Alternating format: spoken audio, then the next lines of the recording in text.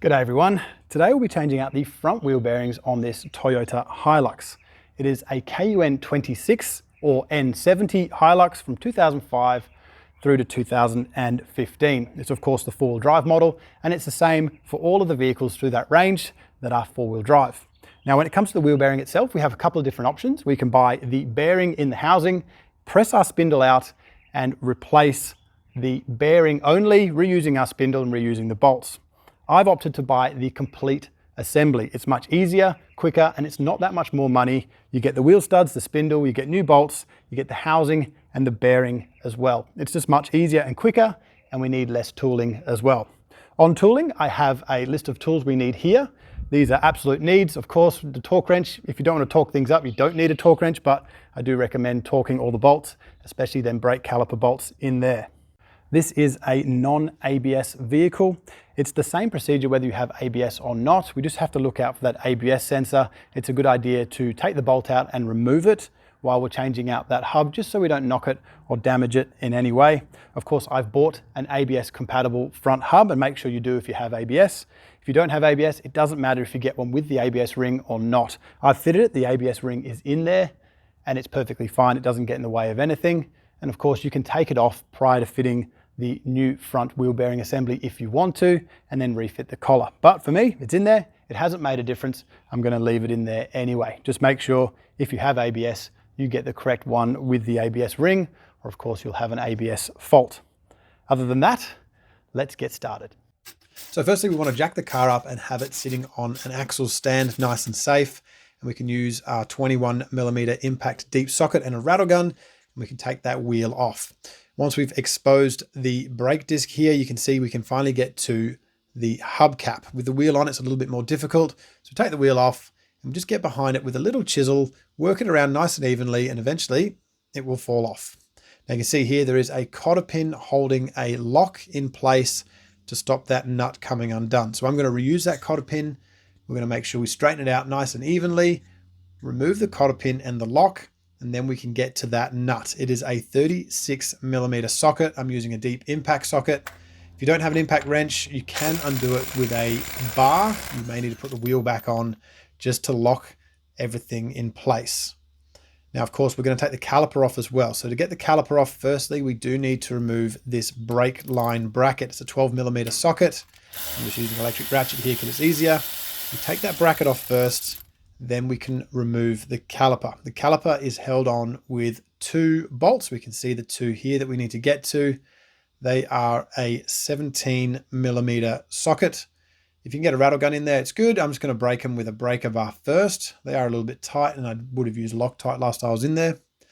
We're going to crack them with the breaker bar in our 17mm socket. Then we can buzz them out with the rattle gun, and we can remove the caliper. It's very important with the caliper that we don't let it hang. We don't want it hanging on the brake hose, and we don't want to straighten out that solid brake line either. So once we get it up and off, we can either hold it up to the chassis somewhere with a cable tie, or in my case, I'm just going to rest it on another axle stand. I have a spare axle stand here, and we're just going to park it on that axle stand so it doesn't take any weight on the hose. Now with that caliper out of the way, we can remove the disc rotor. It may be seized on. Mine is a little bit tight. I don't think it's rusted on, but it is quite tight.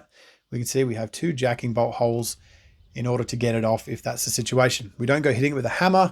We use a little bit of a jacking bolt here. It's an N10, and I've got a ratchet here, electric ratchet, or you can do it by hand. It doesn't take much effort at all, just to pop it off and get it out the way. I'm going to reuse this rotor, but it's also a good opportunity now if you want to replace the rotor.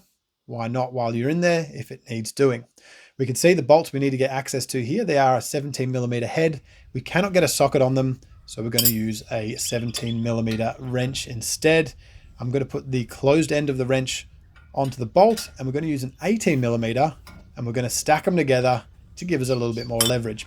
They're 80 Newton meters, these bolts, so they're not incredibly tight. You may not need two spanners. I do just to make life a bit easier, and that's how you stack the spanners together if you've never done them. It definitely makes life a lot easier, linking two similar size spanners together, and that's how you do it.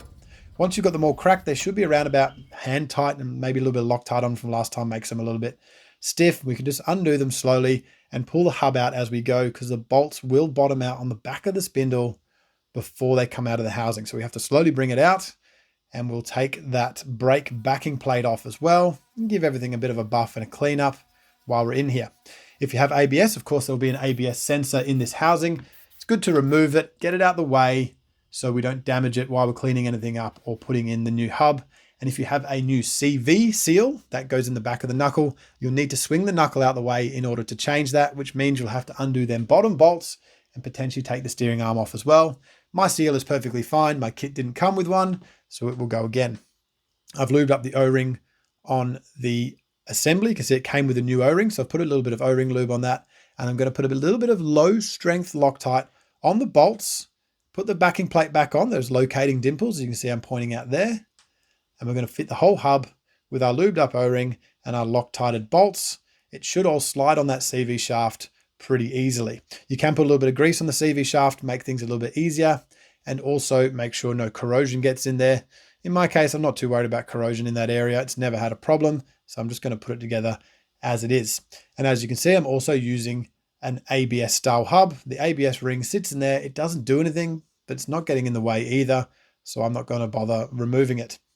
I cannot get in to torque them up. This is my 17mm crow's foot spanner. I was hoping to get in there and use a torque wrench. I can't, so I'm going to go ahead and use that 17mm wrench again.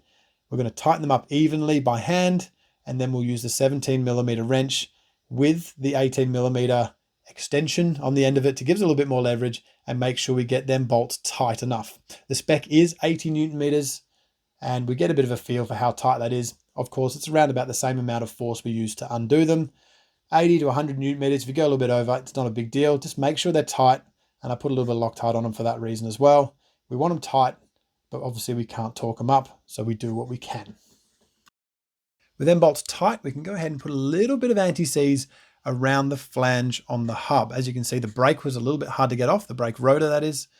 A little bit of anti-seize around that flange will stop it getting stuck on next time. It also may stop a little bit of corrosion because these new hubs aren't painted, and there is a section just behind the wheel that lets you get rusted. It gets a little bit rusty because it's exposed to the elements. I've buffed up the disc inside and out on that mounting face only. We'll fit the disc with one nut, and then I'm going to go ahead and fit the brake caliper. Good chance also to change your brake pads if you need to. These are pretty good. I've done them recently. So I'm going to go ahead and just fit the caliper as is with a bit of a cleanup. The bolts are going to get a little bit of Loctite once again, stop them coming loose, and also seal them threads from any corrosion. We'll fit them by hand. Of course, they're 17mm sockets, but just make sure that we fit them by hand first. They're a fine thread, they're easy to cross thread, and the caliper's quite heavy. So you want to get them in by hand, both top and bottom, and make sure they wind in without hitting them with the rattle gun. Of course, once they're in, we'll tighten them up to 123 Newton meters. Check them top and bottom. Repeat as many times as you feel necessary. Just make sure they're both evenly tightened up so they're not going to come loose. Of course, we also need to use a small extension on the top one because that brake line does get in the way. So you need a very short extension. It'll just help you avoid hitting that brake line with your torque wrench. Next, we can go ahead and fit the bracket that holds that brake line in place.